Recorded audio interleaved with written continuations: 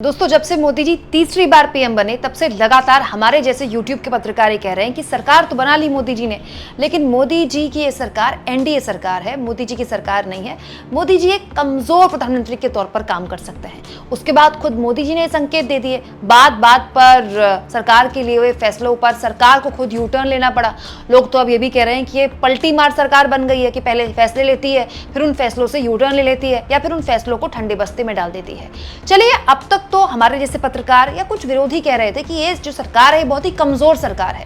राहुल गांधी कह रहे थे कि इस सरकार से जो भी करवाना है मुझे बता दो, मैं जो बोलता हूं सरकार कर देती है। लेकिन अब खुद मोदी जी के मंत्री, जी हां दोस्तों, मोदी जी के अपने उन पर उंगली उठा रहे हैं, उनसे सवाल पूछ रहे हैं। मोदी जी के नेतृत्व पर उंगली उठाने का काम मोदी जी के मंत्री गिरिराज सिंह ने किया है। दोस्तों, केंद्रीय मंत्री गिरिराज सिंह जो कि बिहार से आते हैं और हिंदू मुस्लिम राजनीति के ब्रांड एम्बेसडर के तौर पर खुद को दिखाते हैं, क्योंकि उन्होंने जो बात बोली है ऐसा लगता है कि उन्होंने केवल मोदी जी नहीं, केंद्रीय गृह मंत्री अमित शाह के नेतृत्व पर भी सवाल खड़े कर दिए हैं।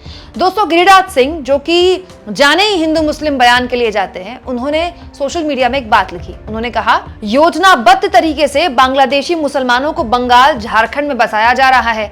2 पाकिस्तान और बांग्लादेश पहले ही बन चुके हैं।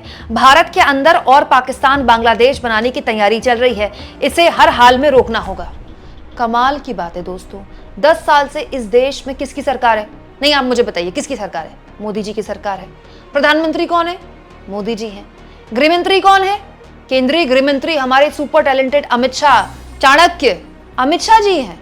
और खुद गिरिराज सिंह जी भी इस सरकार में अलग अलग मंत्रालय संभालते रहे, अभी भी मंत्री हैं।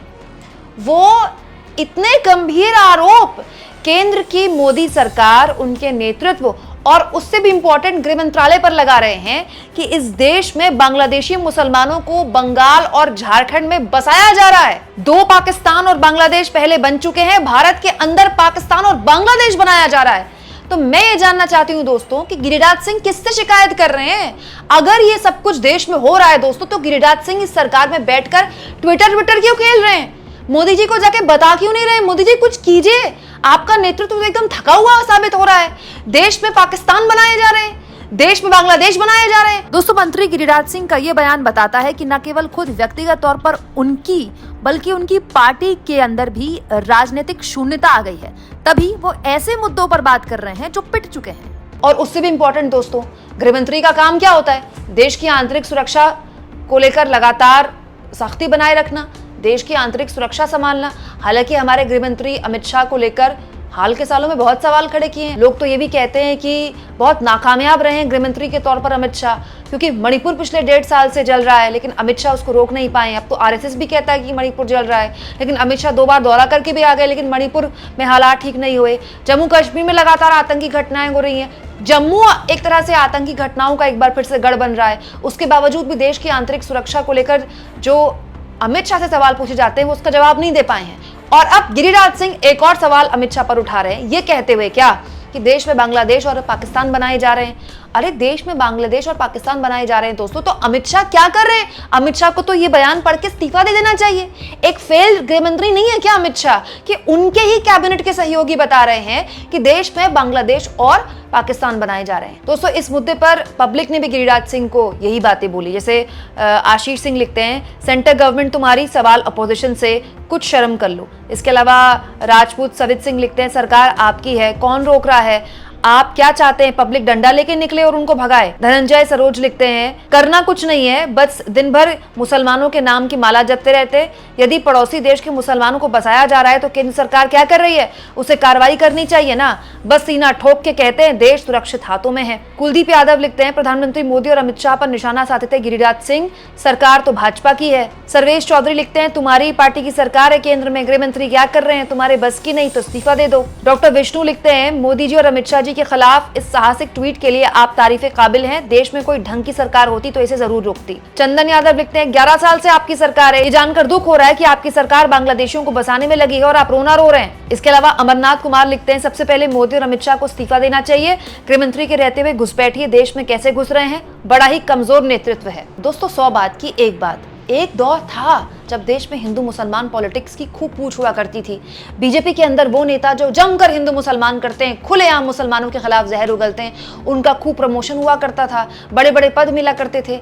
लेकिन गिरिराज सिंह को क्या 2024 के लोकसभा चुनाव के नतीजे समझ में नहीं आए, या वो 4 जून के नतीजों को ऐसे इग्नोर कर रहे हैं जैसे 4 जून हुआ ही नहीं, ये तारीख आई ही नहीं? क्या गिरिराज सिंह को इस बात का एहसास नहीं हुआ कि उनके खुद केंद्रीय कैबिनेट के कई मंत्रियों को शर्मनाक हार का सामना करना पड़ा, जिनमें स्मृति ईरानी भी थी, सिर्फ इसीलिए क्योंकि हिंदू मुसलमान पॉलिटिक्स को इस देश ने नकार दिया है, और उससे भी इंपॉर्टेंट, देश के हिंदू ने नकार दिया है। हालांकि कहने वाले तो ये भी कहते हैं कि गिरिराज सिंह अगर हिंदू मुसलमान की पॉलिटिक्स नहीं करेंगे तो करेंगे क्या, क्योंकि उनकी तो यूएसपी ही यही है। लेकिन मुझे ऐसा लगता है दोस्तों कि इस तरह के बयान अब देकर गिरिराज सिंह न केवल अपना मजाक उड़ा रहे हैं बल्कि अपनी सरकार का भी मजाक उड़वा रहे हैं। मतलब अब वो वक्त निकल गया है भाई कि देश की हर समस्या के लिए आप विपक्ष से इस्तीफे की मांग करें। बताइए दोस्तों, देश में अगर बांग्लादेश और पाकिस्तान बसाए जा रहे हैं तो क्या इससे हम सवाल राहुल गांधी से पूछें क्या? दोस्तों, इस तरह की बातें करके गिरिराज सिंह केवल सोशल मीडिया में खिंचालीदर नहीं करवा रहे हैं, बल्कि एक तरह से आम जनमानस में उस तरह की बोरियत पैदा कर रहे हैं जो ऑलरेडी जिसका सामना कर रही है।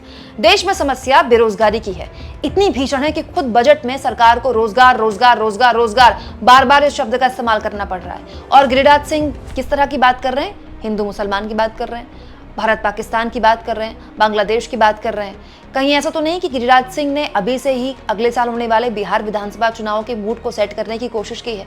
अगर ऐसा कुछ है तो यहाँ भी गिरिराज सिंह जी आप गलती कर रहे हैं, क्योंकि दोस्तों देश भर में जिस तरह से जातिगत जनगणना का मुद्दा उठ रहा है, अब तो बिहार में मुझे ऐसा लगता है कि इतना जाति पर केंद्रित चुनाव शायद ही कभी बिहार में हुआ होगा जो अगले साल होने वाला है। दोस्तों, शायद इसीलिए गिरिराज सिंह जैसे नेताओं को डर लग रहा है, क्योंकि ये लोग जानते हैं कि इनकी ताकत ही हिंदू मुसलमान की पॉलिटिक्स है। जब जब जात पर बात आएगी, इनके हिंदुत्व की पॉलिटिक्स धराशायी हो जाएगी। बताइए गिरिराज जी, प्रधानमंत्री नरेंद्र मोदी के भाषण एक जीता जागता प्रमाण है। पूरे लोकसभा चुनाव में हमारे मोदी जी ने मटन से शुरू होकर मछली, मंगलसूत्र और मुजरे तक क्या क्या नहीं किया। खुलेआम देश के अल्पसंख्यकों के लिए किस तरह के शब्दों का इस्तेमाल नहीं किया। ये तक कह दिया कि अगर कांग्रेस पार्टी सत्ता में आई तो आपके 2 में से 1 भैंस दूसरों को दे देगी, लेकिन उसके बावजूद भी कुछ भी नहीं चला। देश ने 2024 के लोकसभा चुनाव में जब मोदी जी के कट्टर हिंदुत्व वाले और इस तरह के नफरती बयानों को दरकिनार कर दिया, उसको टोटल इग्नोर कर दिया, तो गिरिराज सिंह जी आपके इन बयानों का तो कुछ भी नहीं होने वाला है। मैं तो कहती हूँ कि इस तरह की बयानबाजी जो करने के लिए आपको सलाह दे रहा है, वो ये समझ ही नहीं रहा है कि आपके आसपास की राजनीति बदल गई है। वक्त रहते आप अपने बयान भी बदल दीजिए गिरिराज सिंह, क्योंकि कहीं ऐसा ना हो कि राजनीति में आप बहुत पिछड़ जाएं, जो कि आज के दौर में बहुत आम सी बात होने लगी है। आप इस मुद्दे पर क्या सोचते हैं दोस्तों? कमेंट बॉक्स में जरूर लिखें, और जितना हो सके चैनल को शेयर करें, सब्सक्राइब करें, और थैंक्स और ज्वाइन, ये 2 ऑप्शन हैं जिसके जरिए आर्थिक तौर पर भी आप चैनल के हाथ मजबूत कर सकते हैं। अगर आप ऐसा करना चाहें दोस्तों तो जरूर करें, क्योंकि इसी के जरिए मेरी आजाद पत्रकारिता को बल मिलता है, जिसकी मुझे बहुत जरूरत है।